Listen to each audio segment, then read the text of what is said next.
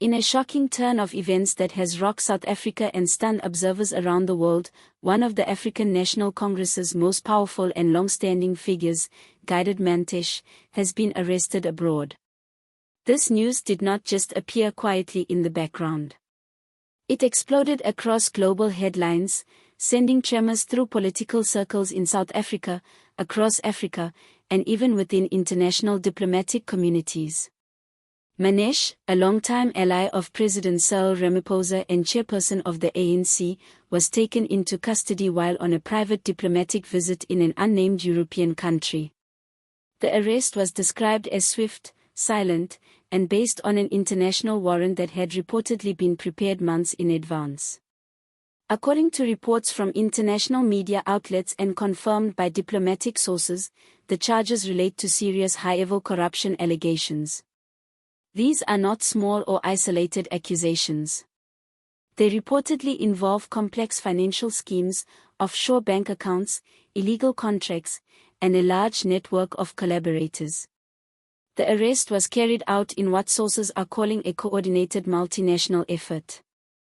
Investigators had been building a case for a long time, gathering financial evidence, following paper trails, and analyzing whistleblower testimonies. The trigger came during what was supposed to be a quiet meeting at a luxury hotel just before Mantashe was to attend a closed-door energy summit. Authorities moved in with precision and secrecy, ensuring there would be no warning, no chance for escape and no interference. To understand the weight of this moment, we must first look back at Gwede Mantashe's long and controversial journey in South African politics. For years, he has been a central figure in the ANC, often described as one of the key makers behind the scenes. He was deeply involved in shaping the direction of the party after apartheid, and over time he became one of the most influential voices on matters related to energy policy, mining and national governance. Mantashe's role has not only been administrative, he has acted as a gatekeeper deciding who rises and who falls within the party. His close ties to President Ramaphosa made him nearly untouchable until now. Over the past decade, South Africa has faced growing frustration from its citizens over government corruption, lack of accountability, and poor service delivery. While leaders continued to promise reform and justice, many felt that true accountability was always out of reach. Mantashe's name had surfaced more than once in allegations connected to questionable mining deals, shady tenders, and undue influence over state-owned enterprises. However, despite criticism and public outrage, no formal charges ever stuck. That is until now.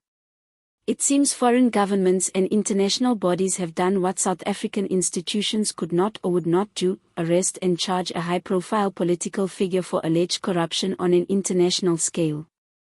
According to investigators, the case involves a network of hidden trusts, offshore companies, and fake contracts used to siphon public money into private hands. These operations allegedly span across multiple countries and involved both public officials and private firms. The charges are believed to be linked to financial irregularities that go back many years, possibly over a decade. Whistleblowers, some from within South Africa, came forward with key information. This, combined with forensic accounting, created a strong case for prosecutors. Interpol, along with several European anti-corruption agencies, is now working together on this case. What they uncovered appears to be much more than just a local political scandal. It has the markings of an international financial conspiracy. Inside South Africa, the reaction has been one of absolute shock and panic. Within hours of the news breaking, reports emerged of ANC officials going silent. Some reportedly deactivated their phones, deleted messaging apps, and even fled the country overnight. Legal firms have confirmed an increase in inquiries from high-profile individuals seeking emergency legal protection or advice. It appears that Mantashe's arrest may only be the beginning.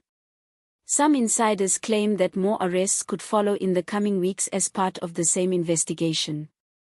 Already names are being whispered in political backrooms, and some sources believe that a broader list of suspects has been handed over to international prosecutors. The silence from President Cyril Ramaphosa has also raised eyebrows.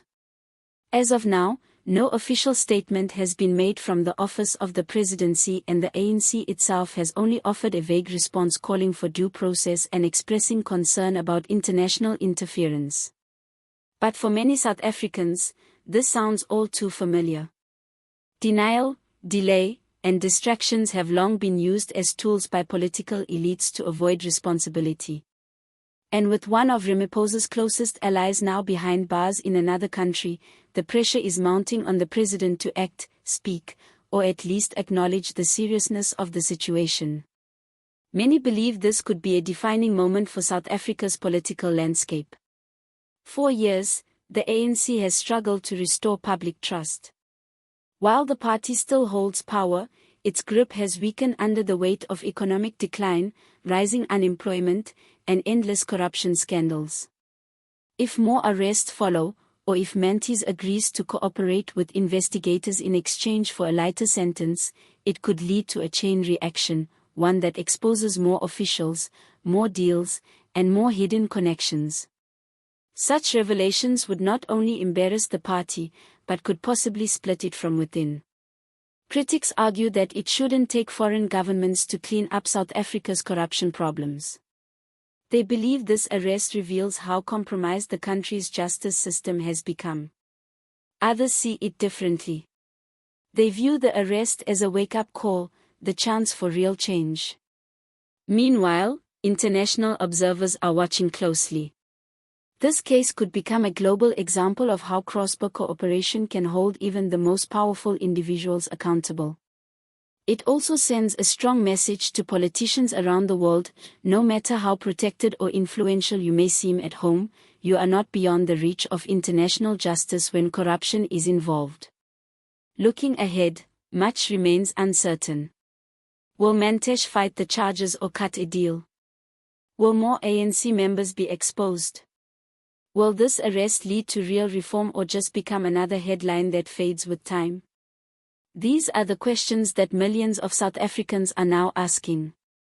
The next few weeks will be critical, and they could determine not only the future of the ANC, but the very fabric of South African democracy.